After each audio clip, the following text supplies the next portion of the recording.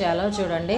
First అయితే బూడిద గుమ్మడికాయ తీసుకొని శుభ్రంగా కడగాలి. అదంతా పైన బూడిద డస్ట్ అంతా ఉంటుంది. అది పీస్ అంట్లు గడిగే పీస్ ఉంటుంది కదా సిల్వర్ది, అది వేసి శుభ్రంగా కడుక్కోవాలి.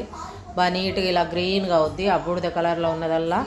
అది అయిపోయాక శుభ్రంగా కట్ చేసి చిన్న చిన్న ముక్కలు చేసుకొని ఈ జ్యూసర్లో వేసుకోవాలి. సుజాత జ్యూసర్ ఉంటే ఇలా వేసుకోవాలి. లేదు మీరు మిక్సీ పట్టుకోవాలంటే తోలుతో సహా వేసుకుంటేనే మనకు చాలా బెనిఫిట్స్ ఉంటాయి, అందులో లాభాలు ఎక్కువ.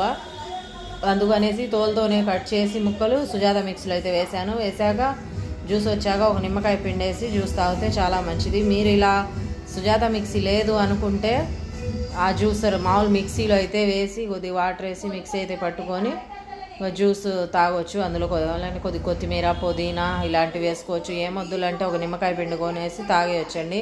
ఈ జ్యూస్ 100 రోగాలైనా నయం చేస్తుంది. మీరు ఒకసారి ఇలా ట్రై చేయండి. థైరాయిడ్ తగ్గిపోద్దంట. ఓకేనా? బాయ్ అండి. లైక్ చేయండి, షేర్ చేయండి, కామెంట్ చేయండి.